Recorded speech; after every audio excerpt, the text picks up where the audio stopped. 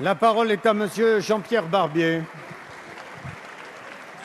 Monsieur le Président, mes chers collègues, ma question s'adresse à Monsieur le Premier ministre et j'y associe mon collègue Alain Moine-Bressan. Monsieur le Premier ministre, hier nous fêtions le 14 juillet la prise de la Bastille, un acte qui fit prendre conscience à la monarchie de la gravité de la situation de la France en 1789. François Hollande, retranché dans son palais de l'Élysée, en a-t-il tiré les conséquences? Aucunement.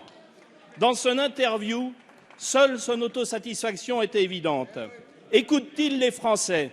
Écoute-t-il ceux qui travaillent, ceux qui souffrent? Sûrement pas. La preuve, pas un mot, pas un geste en direction de l'agriculture et des agriculteurs. Pourtant, je vous l'assure, mes chers collègues, colère gronde dans nos campagnes. Issu d'une circonscription rurale où toutes les filières sont représentées et rencontrant régulièrement les agriculteurs, je peux vous dire que rien ne va plus. Les agriculteurs, souvent les plus jeunes, sont étranglés et pris au piège des prix qui baissent et des charges qui augmentent, comme les contraintes administratives. Il y a la filière du lait qui est en urgence avec la fin des quotas et des prix au plus bas. Mais aussi la viande, les fruits et même les céréales sont aujourd'hui menacés, alors que l'agriculture représente une part importante de nos exportations. Les trésoreries des exploitations sont au plus bas. Des manifestations de désespoir se multiplient. La demande des agriculteurs est simple. Ils vous demandent, Monsieur le Premier ministre, de faire respecter les accords du 17 juin signés par votre ministre de l'Agriculture. Ils vous demandent de faire respecter par la grande distribution et les industriels une juste répartition des marges bénéficiaires. Ils vous demandent d'intervenir auprès de l'Europe pour que cette crise soit endiguée. Ils vous demandent simplement de pouvoir vivre avec leurs familles de leur travail.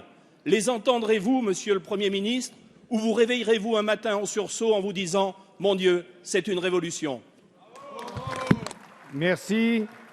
La parole est à monsieur Jean-Marie Le Guen, ministre chargé des relations avec le Parlement. S'il vous plaît, vous connaissez la règle, c'est le gouvernement qui décide, le ministre qui apporte la réponse.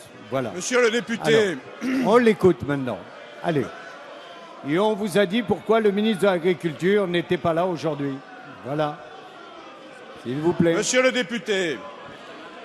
Mesdames et messieurs les députés, Monsieur vous avez, Barbier, dans vos interrogations, mis un question. certain nombre de points qui sont effectivement au cœur de l'action du gouvernement, qu'il s'agisse de l'action à Bruxelles, qu'il s'agisse dans la réorientation de la PAC, qu'il s'agisse des relations avec la grande distribution, qu'il s'agisse de la nécessité de réorganiser nos filières, tout ça pour maintenir les prix. Oui, monsieur le député, depuis des mois et des mois, Stéphane Le Foll remet en marche tous les points que vous aviez négligés depuis des années.